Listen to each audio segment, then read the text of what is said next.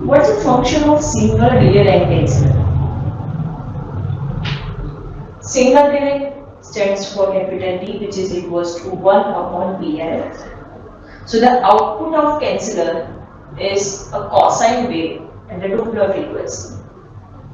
Alright? So we can say that the amplitude of the output is a function of two parameters. First one is the Doppler frequency and second one is the T, or you can say the tau, that is the pulse repetition time. That is the inverse of pulse repetition frequency, right?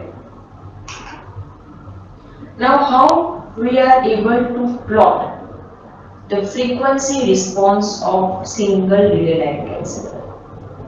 So this diagram represents the frequency response of single delay line canceller. You can see that this is the amplitude versus the frequency graph. For the frequency, first is 1 by tau, that means 1 PRF, 2 by tau, twice into PRF, 3 by tau, thrice of the PRS. Okay, likewise. So we can say that delay time is 1 upon Fp, that is the pulse repetition frequency, or we can say that capital T. Okay. So amplitude versus the frequency graph, this shows the frequency response of single delay line canceller. It only includes the positive amplitude. Okay. We can say that the response is 0 for pi into Fd into capital T is equals to 0. That means for a specific value at 0, pi, 2 pi, 3 pi up to n pi. Okay? We are getting the response is equals to 0. That we have already discussed. Okay? And Fd is equals to n into Fp. What is Fp? Fp is the pulse repetition frequency, right? So the target velocity that result in 0 LPI response. That means even a moving target is there, but for the specific velocity at which the response of MTI becomes 0, then that speed is called the blind speed. So V small and the blind speed is n lambda by 2 into t. So what is 1 upon t? We know that is the pulse repetition frequency. So n lambda into Fp by 2 is called the blind speed. This is the formula for the blind speed. You can get the example in the exams that calculate the blind speed. The pulse repetition frequency is given.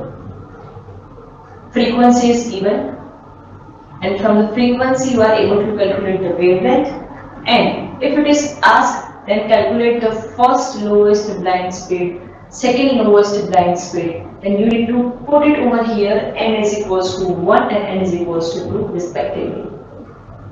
Alright, so with the help of this single delay line canceller, we can somewhat remove the effect of stationary targets, right? So if we want to effectively remove the clutter signal, that means the echo signal to the stationary target, we can use a double, or you can say the multiple delay line canceller. Alright? So this is the frequency response of delay line canceller. You can say that it can include single delay line canceller. How single cancellation, double cancellation will occur. You can see that according to this waveform, this is the frequency versus amplitude graph, as we have already discussed for single delay canceller. As the delay line canceller's multiple is going to increase, we are more able to nullify the effect of clutter. Okay, see, this is the dark line represents the response of single design tensor. Similarly, this dotted line represents the frequency response of double design tensor. And as we are going to increase the number of designs, we can get the more pronounced effect of moving objects. We can completely remove the clutter signal, okay, for a double delayed tensor. Alright? So, to avoid this blind speed by making a first blind speed greater than its maximum radial velocity, it is going to be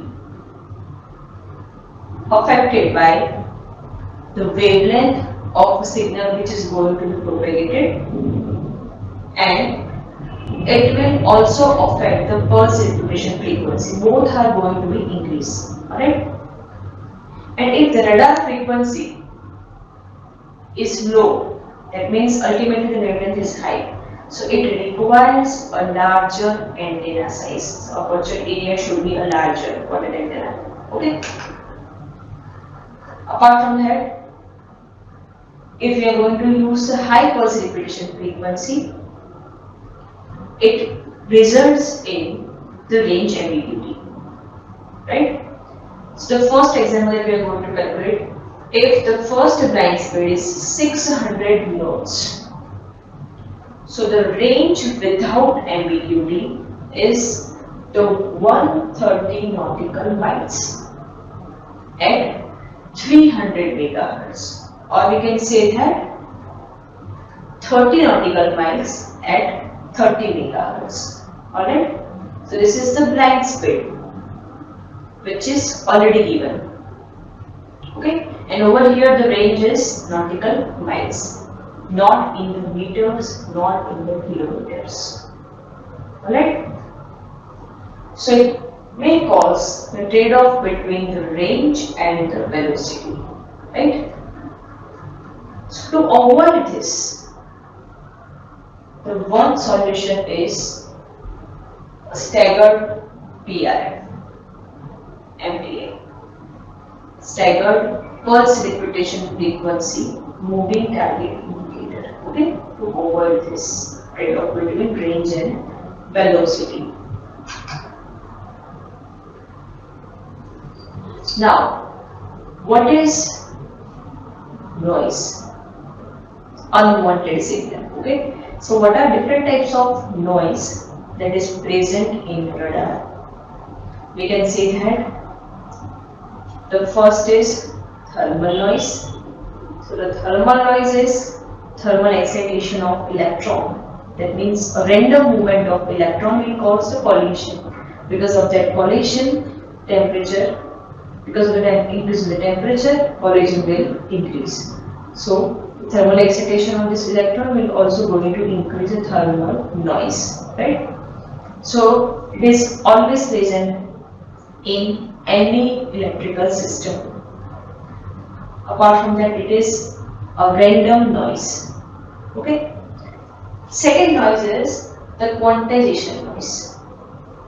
It is due to the rounding errors, right? And the third, that is the coherent noise. It is basically present in the coherent radar system. Why? Because it uses a master oscillator to derive the frequencies and the timing signal. You can also say that it can cause the leakage from this signal into a receiver, which cause a noise. Right? So leakage will be produced because of the, we can say that 90-degree phase modulation is there, or zero phase modulation is there.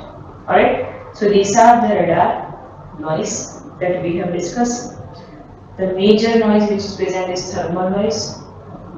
If we are going to use a phase moderation, then co-current noise will be present, right? Secondly, we have also seen the quantization noise, that is due to the rounding errors, right? So these are the different noise.